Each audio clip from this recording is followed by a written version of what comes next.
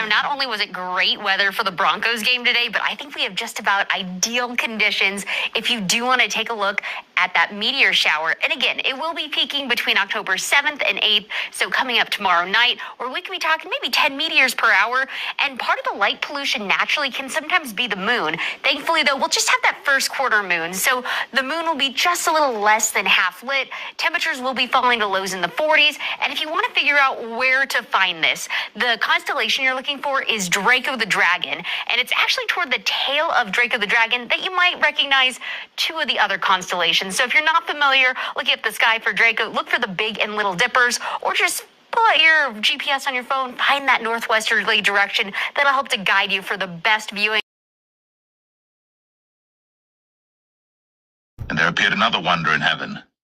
And behold, a great red dragon, having 7 heads and 10 horns, and 7 crowns upon his heads.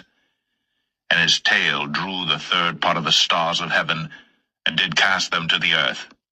And the dragon stood before the woman which was ready to be delivered, for to devour her child as soon as it was born.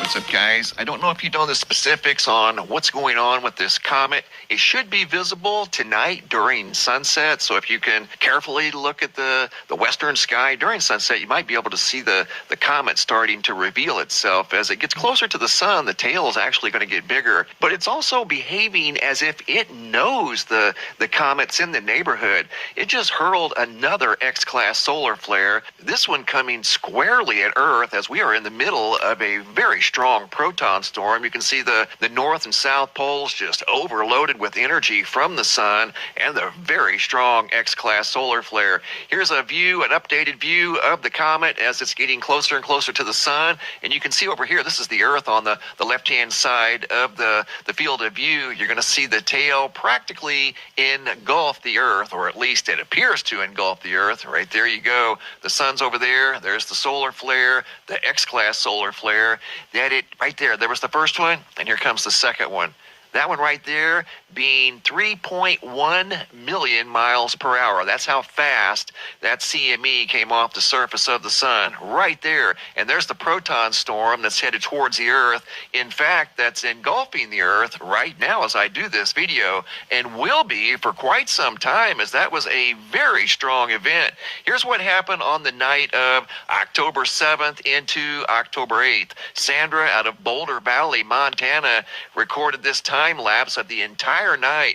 Auroras danced through the nighttime sky, green, red, gold at times from the geomagnetic storm. This is in 4K, by the way, and this was a moderate geomagnetic storm. What's headed towards the Earth right now could produce something much stronger, even pushing auroras down into the mid-latitudes, down into Nebraska, Missouri, central Illinois. This is a view once again from Montana, and watch what happens right as the sun gets ready to come up. You're going to see another wall of red right there move through the sky. We're doing coverage for major hurricane Milton as it's coming in. It's going to be a catastrophic hurricane on the southwest side of Florida. You can see on this camera right here that the storm surge is really starting to come in. What you're looking at there, all that water, was just a couple hours ago, just a sandy beach, a nice calm beach.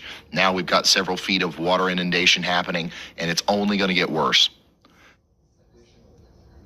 Additionally, we have a tornado outbreak happening in Florida on the eastern side as a result of some of the outer bands of Milton as they go through. We have a big tornado doing extreme damage right now in Westlake, Florida, and it's moving on up into the Delta area next. And it's going to cross Highway 710 here soon. Go ahead, Andy. Thanks, Ryan. Unfortunately, possible another strong tornado west of Fort Pierce, Florida. It's all the way up again in the corridor near Vero Beach. So right now, just west of Fort Pierce, about to cross over the I-95 again there, due west of the city and due west of St. Lucie. That track is going roughly north-northeast, so it's going to bring it into heavily populated areas. It does have a little bit of debris that's just started up on the last scan. I am scared to see what it looks like on the next scan. So I really, really hope everyone is taking shelter here. Once again, please be ready to be in shelter in Vero Beach, Viking to South Beach. Y'all watch out. I just saw the new scan. Sorry.